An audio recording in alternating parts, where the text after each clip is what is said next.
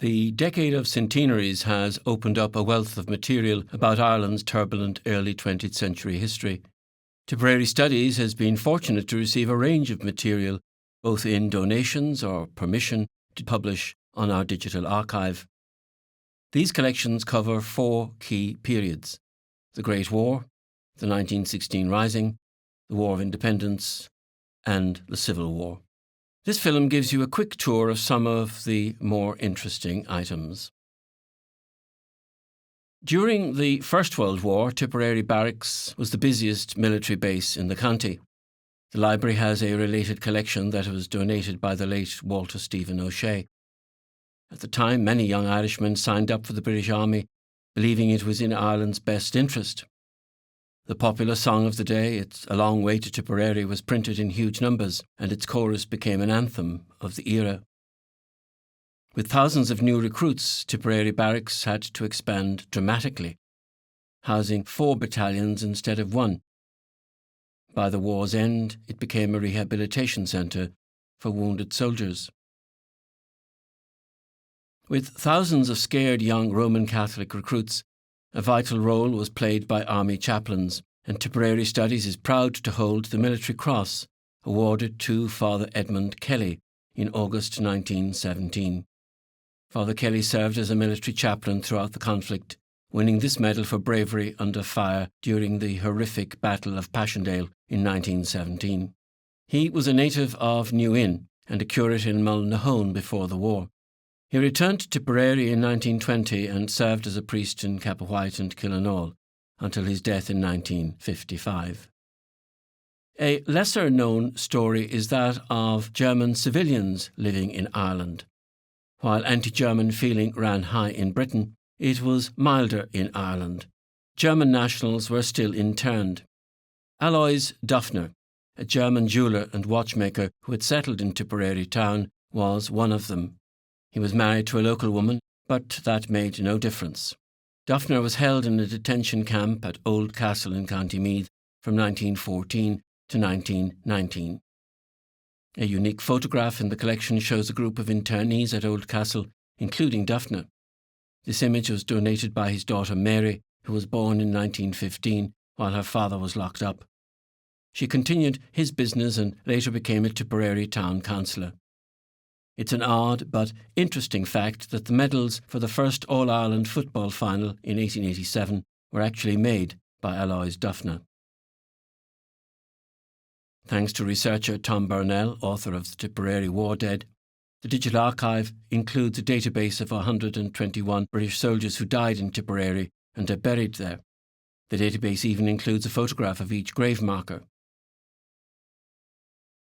Tipperary Studies holds relatively little original material from 1916, but there are a few gems. An original photograph of Pierce McCann appears in the Murphy of Ballinamona collection. We also have a small file on James Kennedy, later Thurles Town Clerk, who was an early member of the IRB. Included is a 1918 letter from Joe MacDonagh, brother of Thomas, who was executed after the Easter Rising. Also in 1918, Nationalist Ireland rallied against conscription. The British Army was struggling to face a final German onslaught and needed more men. A petition against conscription signed by members of Cumann na mBan in Carrick-on-Suir is part of our records. Probably the most vivid collection relating to the War of Independence years are the photographs taken by Sean Sharkey of Clonmel. Sharkey served as intelligence officer for the 3rd Tipperary Brigade, and his son Neil loaned the images to Tipperary Studies along with other documents from the period. These images, often reproduced, are extraordinary. They show the daily routine and key actions of the IRA and Cumann na mBan. Like most of the 3rd Brigade, Sharkey opposed the treaty, and during the Civil War his photographs were confiscated. Not all were returned. Among the documents is an autograph album he collected while in the famous Tintown internment camp in the Curragh, all now part of the Digital Archive. Other photographic collections in our Digital Archive include a collection found in the attic of McCarthy's Hotel in Feathered, showing many uniformed men. From the Neenah area we have photographs of the Kennedy brothers. and the Ned O'Shea collection includes photographs of the last Royal Irish Constabulary leaving Thurles in 1922. Weapons and other items discovered hidden behind panelling by the family of Johnny Norton of Glengool when renovating the farmhouse are on display in a glass case. Johnny held command positions in the 2nd or Mid-Tipperary Brigade. After Fianna Fáil came to power in 1932, a new Military Service Pension Act extended benefits to anti-treaty veterans. Applicants had to prove their service, and Sean Fitzpatrick, a former divisional commander turned civil servant, helped many comrades navigate the paperwork. Fitzpatrick's extensive papers eventually went to the National Library of Ireland, and Tipperary Studies holds copies. The collection shows not only what individuals did during the formative years of the state, but also the bureaucratic process of awarding pensions, including disputes over the length and grade of service. One of the most poignant items is a small notebook that fits into a tunic pocket, owned by Sean Tracy, with entries about managing the 3rd Brigade.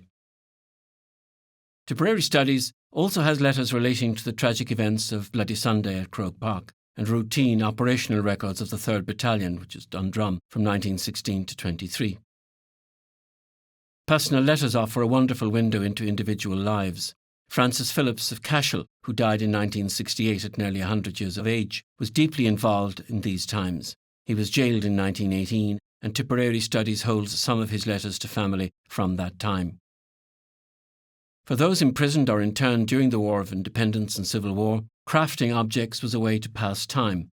Tipperary Studies has examples like Tara brooches made from silver coins and macrame work by Rhodey Crowe, who was interned in the Curragh in 1923. Tipperary Studies has also digitised some autograph books compiled by Tipperary internees. From 1918, J.J. Hassett's book from his time in Belfast prison.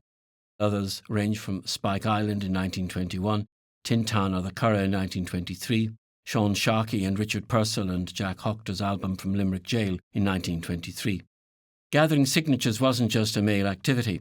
Peg Ryan from Croke Street in Thurles collected signatures in her album in 1919.